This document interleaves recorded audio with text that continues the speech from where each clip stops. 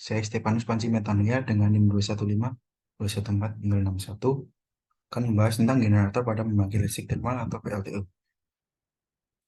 Nah, apa sih generator dalam PLTU itu?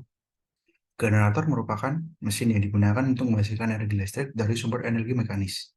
Energi mekanis di sini dihasilkan pada putaran turbin yang terhubung dengan rotor generator yang selanjutnya diolah menjadi energi listrik di dalam generator tersebut. Generator bekerja berdasarkan prinsip induksi elektromagnetik atau hukum Faraday, sehingga dapat menghasilkan sebuah listrik.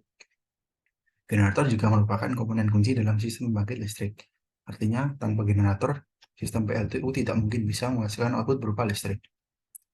Nah, yang kedua, bagaimana sih skema kerja generator dalam PLTU? Dimulai dari proses pembakaran bahan bakar yang selanjutnya dapat memanaskan air di dalam boiler. Air yang dipanaskan berubah menjadi uap, selanjutnya digunakan untuk memutar turbin yang terhubung dengan rotor generator.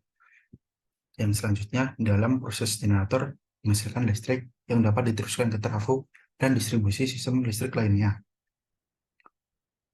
Nah, mengenal lebih dalam bagian-bagian generator dalam PLTU. Pertama ada stator. Stator terdiri dari stator core atau inti besi, yang fungsinya adalah sebagai tempat pemasangan stator coil atau kumparan winding pada stator.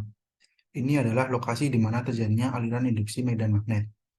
Stator core terbentuk dari susunan plat-plat besi silikon magnet tipis yang membentuk sebuah cakram, di mana di bagian sisi dalamnya dibentuk seperti gigi yang akan membentuk slot untuk pemasangan lokasi coil. Nah, yang kedua, bagian stator winding. Bagian stator winding terdiri dari belitan coil atau kumparan. Nah, selain dapat menghasilkan tegangan yaitu menjadi motor penggerak dengan sistem EFC, winding ini juga menghasilkan medan magnet ketika diinjeksi arus eksitasi. Nah, bagian yang kedua adalah rotor generator. Yang pertama, rotor poros. Rotor poros ini yang terhubung dengan turbin penggerak utama. Yang kedua ada rotor winding. Pada rotor juga terdapat winding atau kumparan yang tanpa dilapisi bahan silikon dan menyatu pada poros turbin. Fungsinya adalah untuk meneruskan arus dari exciter untuk menghasilkan medan magnet. Nah, pada rotor juga terdapat fan, yang fungsinya adalah sebagai pendingin pada saat operasi. Pada sistem pendingin generator, dipilih media gas hidrogen, karena hidrogen merupakan gas ideal dengan konduktivitas thermal yang paling tinggi di antara semua gas.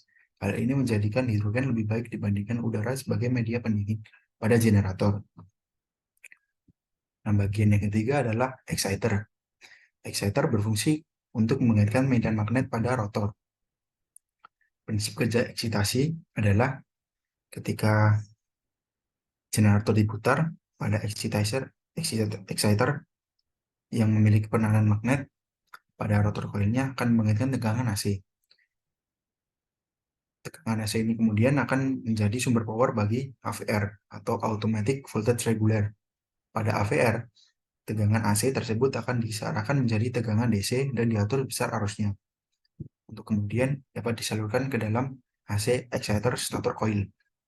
Nah, arus yang mengalir di stator coil ini akan menggunakan AC 3 pas di dalam armatur coil exciter.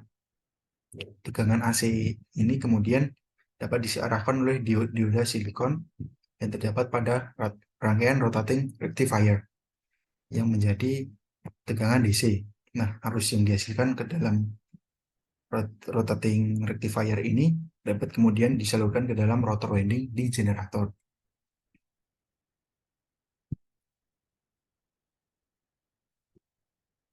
Nah, pada generator, arus eksitasi itu akan membangkitkan medan magnet pada rotor.